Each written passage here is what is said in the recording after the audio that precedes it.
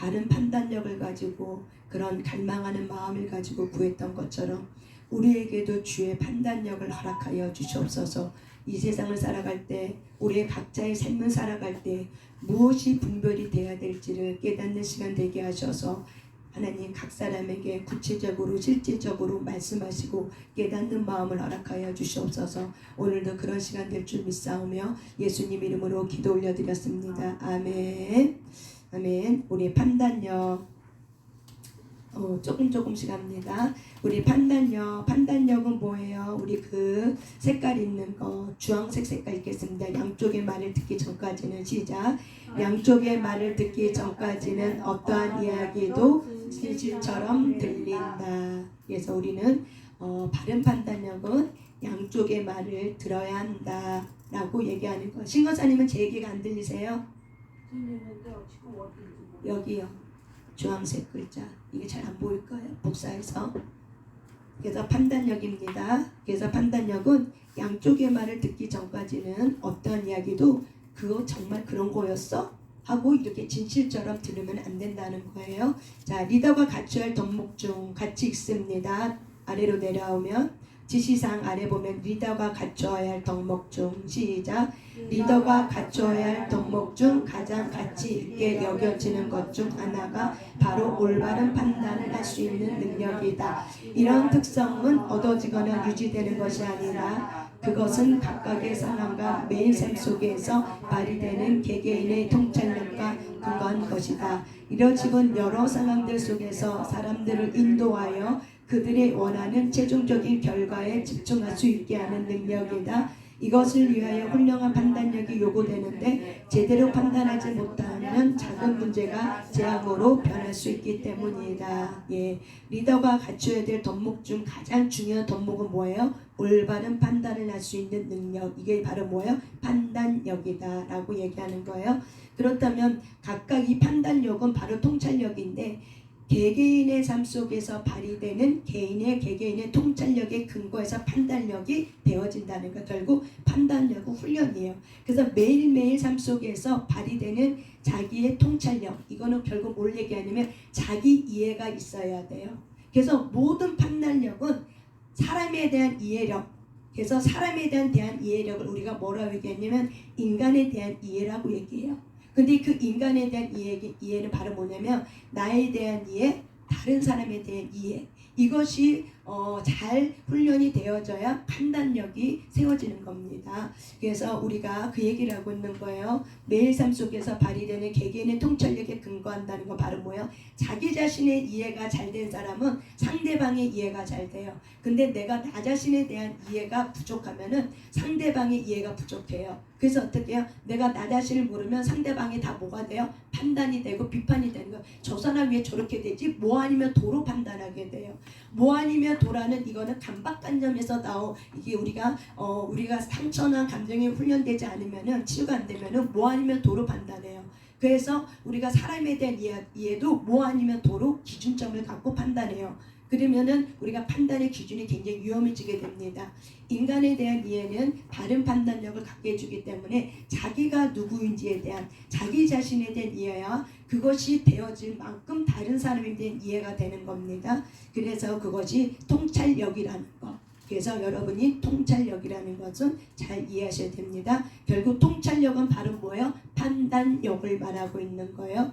통찰력은 바로 뭐예요? 큰 덩어리를 우리가 많은 산이 있지만은 산에 가면 나무들이 있지만은 크고 작은 나무가 있지만 그 전체를 다 볼 수 있는 거. 이게 바로 뭐예요? 통찰력이에요.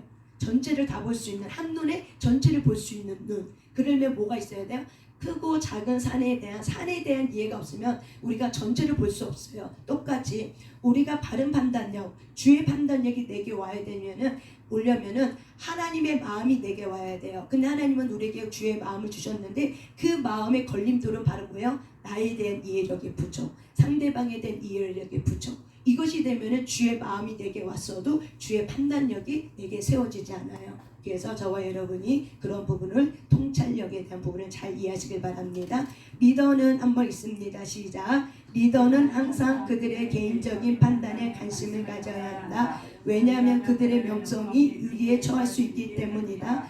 훌륭한 리더는 스스로 정직해야 하고 숨겨진 의도가 없어야 한다. 그들은 누가 옳은가 보다는 무엇이 옳은가에 관심을 가져야 하고 다른 사람의 의견을 구하는 것에 자존심을 세워서는 안 된다. 오늘 여기까지 합니다. 자, 훌륭한 리더는 첫째, 스스로 정직해야 하고 숨겨진 의도가 없어야 한다. 둘째, 누가 옳은가 보다는 무엇이 옳은가에 관심을 가져야 된다. 셋째, 다른 사람의 의견을 구하는 것에 자존심을 세우면 안 된다. 이게 바로 뭐예요? 훌륭한 리더가 갖춰야 될 삶의 태도예요. 자, 첫 번째 뭐라고요? 스스로 정직해야 하고 숨겨진 의도가 없어야 한다. 둘째 뭐예요? 누가 옳은가 보다는 무엇이 옳은가에 관심을 가져야 한다. 셋째, 다른 사람의 의견을 구하는 것에 자존심을 세워서는 안 된다. 예, 이것이 훌륭한 리더가 갖춰야 될 태도예요. 그래서 잘 기억하고 여러분 이거는 어떻게 해요? 여러분이 말씀을 암송하고도 보듯이 새로운 지식은 우리가 잘못된 판단력은 바로 뭐냐면 잘못된 신념에서 오는 거예요. 그렇기 때문에 이런 건 어떻게 줄쳐서 어떻게 하셔야 돼요? 아, 훌륭한 리더는 이런 리더십의 태도를 갖고 있구나 하면서 여러분 이거를 이해하면서 나의 말로 이렇게 여러분이 아 이런 거구나 하고 여러분의 입에 이렇게 익숙해지면은 나중에 이게 도움이 돼요. 아, 훌륭한 리더는 스스로 정직하고 숨겨진 의도가 없어야 되거든. 어떤 공동체든 하나님은 리더를 세웁니다. 그런데 그 리더는 자기 인간에 대한 이해, 자기 자신에 대한 정직함과 숨겨진 의도, 이것이 될 때 어떻게 해요? 소통할 수 있는 거예요. 그리고 무엇이 옳은가에 대한 기준이 뭐예요? 무엇이 옳은가? 어떤 사람이 옳은가? 내가 친한 사람이 옳지 이런 것이 아니라 바로 뭐예요? 무엇이 옳은가에 대한 분별에 대한 기준. 그 다음에 뭐예요? 내가 판단이 안 돼. 그러면은 다른 사람의 의견을 구하는데 자존심을 세우지 말고 나의 생각은 이런데 당신 생각은 어떻습니까? 라고 물어볼 수 있는 열린 판단력을 가지고 있으셔야 돼요. 그래서 훌륭한 리더는 질문을 잘해요. 그것이 바로 뭐예요? 리더십이에요. 근데 독불장구 리더십은 어떻게 해요? 내가 그냥 다 해버리는 거죠. 처음부터 끝까지. 훌륭한 리더십은 어떻게 해요? 내가 소통할 수 있는 리더십이 훌륭한 리더십입니다. 예전에는 우리가 먹고 살기 어려울 때는 박정희 대통령 같은 리더십이 필요했어요. 하지만 그 리더십이 오늘날에는 그런 리더십이 필요하지 않아요. 오늘날에는 먹고 사는 것이 힘들지 않아요. 오늘날의 리더십은 어떤 리더십을 원하냐면은 열린 리더십을 원해요. 열린 리더십은 바로 뭐냐면 인간에 대한 이해가 충분한 사람을 원해요. 그래서 어떻게 소통할 수 있는 리더십.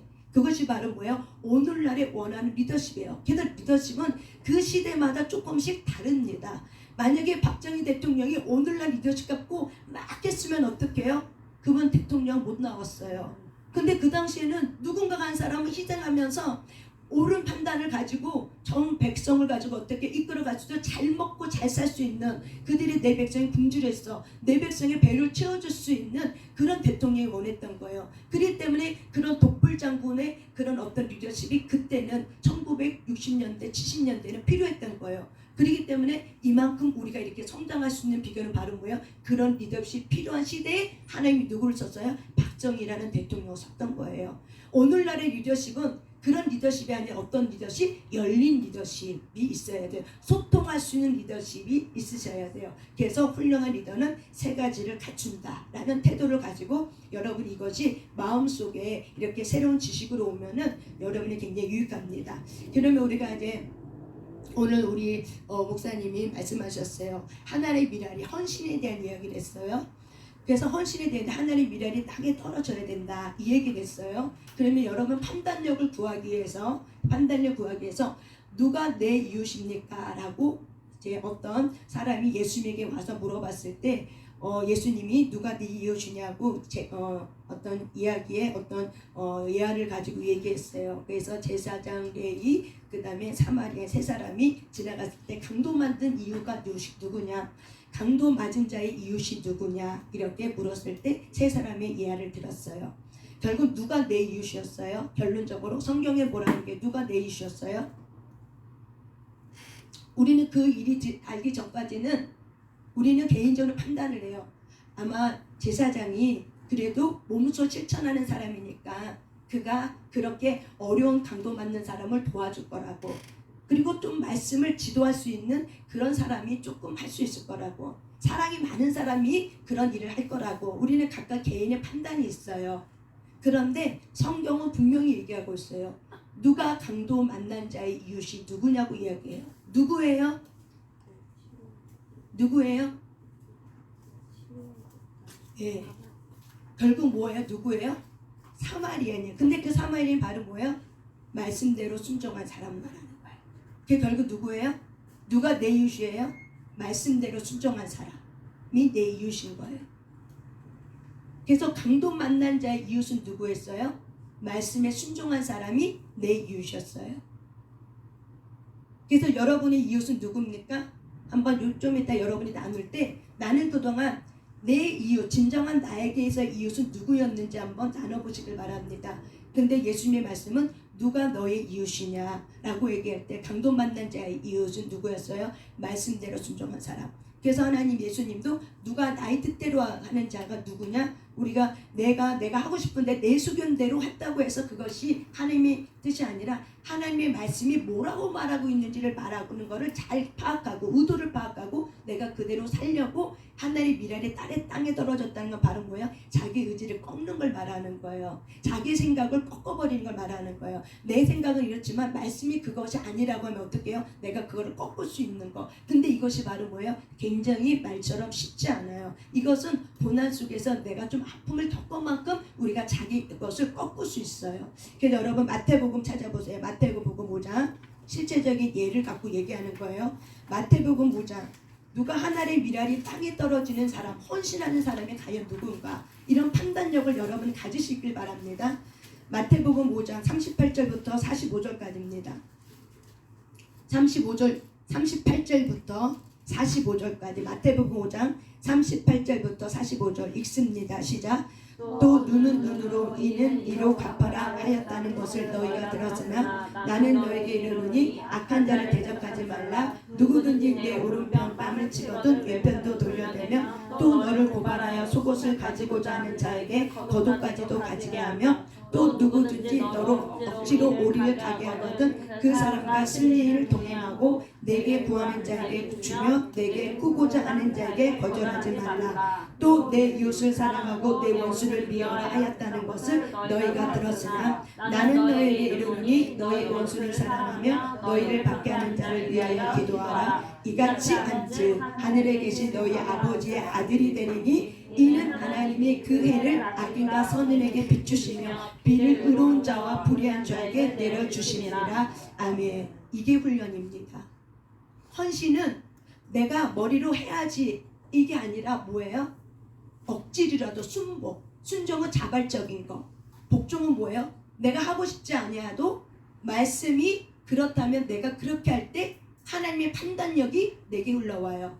내 감정이 내가 경험한 걸로 내가 판단하는 게 아니라 주의 판단력이 오셔야 돼. 왜? 저와 여러분은 하나님의 사람, 거룩한 사람이고 그리고 우리는 그런 사람을 일어났기 때문에 그래서 주님의 판단력을 원하십니까? 그러면 이 38절부터 45절 이렇게 했더니 하나님이 뭐라고 얘기해? 예수님이 구약은 이는 이, 눈은 눈 이거였어요. 너한테 해를 줬어? 그러면 그 해를 갚을 수 있도록 눈은 눈, 이는 이 라고 얘기했지만 신약에 와서 예수님의 그 율법은 그걸 확장시켜 버렸어요. 그걸 좀 더 깊게 구약의 율법을 몸소 실천할 수 있도록 확장시켜 버린 거예요. 삶으로. 그래서 어떻게 확장했냐면 그거를 어떻게 했냐면 악한 자를 대적하지 말라. 누구든지 내 오른뺨을 누구든지 누가 어떤 사람이 화가 나서 네 오른뺨을 때리면 어떻게 하라? 왼쪽도 주고 너를 고발하여 속옷도 가지고자 하는 자 나를 해하려고 하는 자가 내 것까지 다 가져갈래. 속옷까지도 다 뺏어갈래. 돈이 아니라 내가 있는 것까지 속옷까지도 다 가져가려는 자에게는 어떻게 겉옷도 주라고 얘기하는 거예요. 그리고 어떤 사람 심리를 같이 가자고 그래. 근데 난 가기 싫어. 그럴지라도 어떻게 해요? 억지로라도 심리를 동행하고 내게 구하는 자에게 주며 내게 구고자 하는 자에게 거절하는 너에게 뭔가 달라고 하는 자에게 그냥 돌려보내지 말라고 얘기하는 거예요. 이 모든 것이 바로 뭐예요? 하늘의 미랄이 땅에 떨어진다는 게 바로 뭐예요? 내가 나를 죽이고 십자가에서 나를 죽이고 내가 예수 안에서 예수님이 이렇게 산 삶을 통해서 내가 억지로라도 해보는 거 이게 헌신이에요. 그래서 하나님은 교회라는 공동체는 굉장히 중요합니다. 모든 사람이 다 판단력이 다 틀려요. 그런데 우리가 이런 예배를 통해서 이런 실제적인 근거의 말씀을 가지고 뭐가 바뀌냐면은 구체적인 하나님이 뭘 말하고 있느냐에 대한 부분이 훈련이 되어지는 곳이 어디예요? 교회예요. 그래서 아말렉과의 전쟁에서 아말렉은 누구를 잡아먹냐면 교회에서 떨어진 자를 잡아먹어요. 그렇기 때문에 여러분들이 이렇게 교회 안에서 이런 것들이 소속되어서 내 개인적인 판단의 근거에서 기준으로 하는 것이 아니라 그전에는 그렇게 살았다 할지라도 이제라도 어떻게 해요? 주의 판단력이 무엇이? 라고 생각을 하고 주의 판단력이 나의 판단력 되게끔, 그래서 순복을 원하는 거야. 하나님은 헌신은 뭐예요? 순복이에요. 순종은 뭐예요? 내가 마음이 동해 할 수 있어. 그건 순종이에요. 복종은 뭐예요? 하고 싶지 않아. 근데 주가 내게 원해. 그러면 어떻게 해요? 복종하는 거야. 내가 하기 싫은 거를 억지라도 꺾어서라도 하는 게 바로 뭐예요? 복종이에요. 이게 헌신이에요. 헌신은 두 가지를 다 가지고 있어요. 그래서 하늘의 미랄이 땅에 떨어져 죽지 않으면은 열매를 못 맺어요. 근데 이렇게 했더니 열매를 맺었기 때문에 하나님께서, 예수님께서, 하늘 아버지가 하나님의 아들이 된다는 거예요. 너희들이 이렇게 살 때 어떻게 한다? 하나님의 아들들이 된다고 얘기하는 거예요. 우리는 이미 하나님의 아들이 되었어요. 그렇지만 하나님의 아들들 잡게, 하나님 자녀답게 살아야 되는 훈련을 어떻게 하셔야 돼요? 해야 되는 거예요. 어떻게 그렇게 살아? 라고 생각하면 못해요. 어떻게가 아니라 오늘도 너희는 누구 거라 했어요? 주의 거라고 얘기했잖아요. 내가 주님의 것이 되었기 때문에 그렇게 사는 거예요. 그게 기준이에요. 어떻게 그렇게 살아? 사람인데 그는 인본주의예요.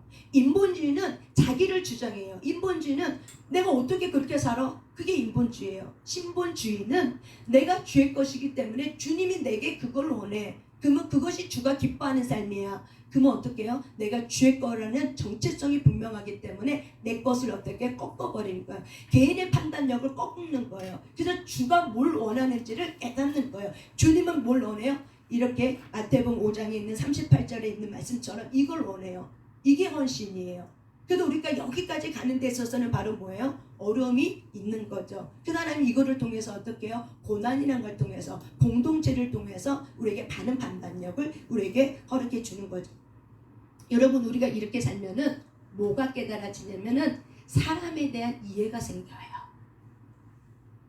내가 이렇게 살아보지 않으면, 억지로라도 주의 말씀에 순종해 보지 않으면은, 사람에 대한 이해가 없으면은, 내가 그 자리에 가보지 않으면은 그거를 아무도 몰라요.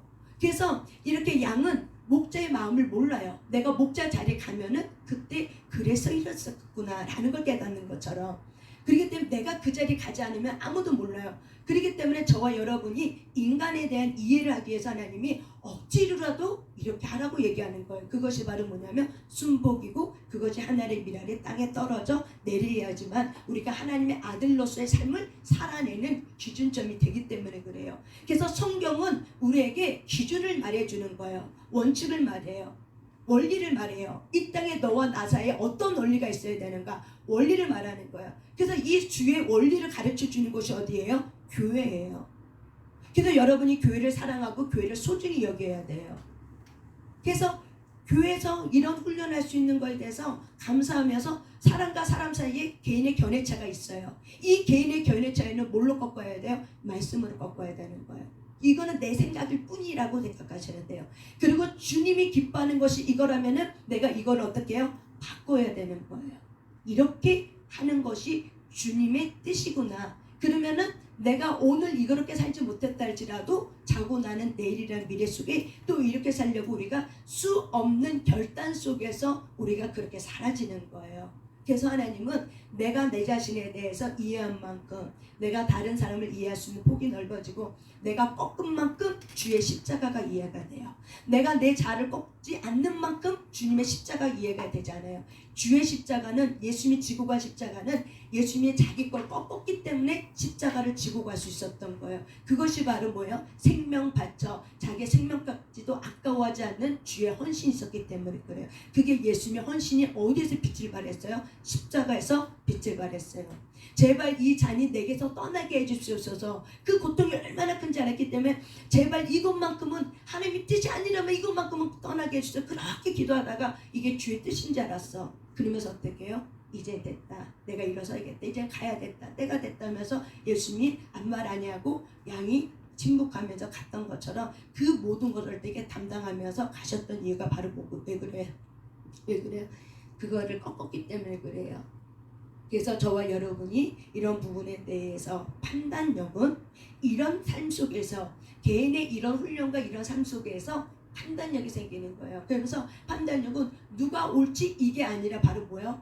무엇이 옳은 삶인가? 이게 판단력이에요. 그래서 여러분이 오늘 이렇게 나눠서 흩어지면서 서로 이야기를 할 때 나의 진정한 이웃의 기준이 뭐였는가? 나는 그동안 진정한 이웃의 기준이 뭐였는가? 어떤 사람은 이렇게 얘기해요. 내 마음을 공감해 준 사람, 그거 내 이웃의 기준이다. 어떤 사람은 내가 정말 어려울 때 나를 도와줬던 사람. 그래서 내가 내 혈육인 줄 알았는데 그게 아니었어. 내가 정말 어려울 때 내가 싫어했던 사람이 그가 나를 도와줬어. 그것이 그때서야 내가 진정한 내 이웃인 걸 깨닫게 됐어. 어떤 사람은 나랑 친한 사람, 내 얘기를 잘 들어준 사람. 사람마다 어떻게 해요? 다 틀려요. 진정한 내 이웃에 대한 기준이 다 틀려요. 사람마다. 그렇기 때문에 여러분의 진정한 이웃이 뭐였는지 그걸 한번 여러분이 피드백 나누면서 그렇다면 주님이 말하는 진정한 누가 강도 많은 자의 이웃이 누구였는가를 저와 여러분이 한번 이 말씀을 가지고 오늘 들은 걸 가지고 깨닫는 것이 무엇이었는지 나눔의 시간을 갖길 바랍니다. 아멘. 오늘은 우리 권사님들은 저 방에 들어가시고요. 우리 집사님들은 여기서 나눔의 시간을 갖겠습니다. 예, 고생하셨습니다. 지연아, 저 좀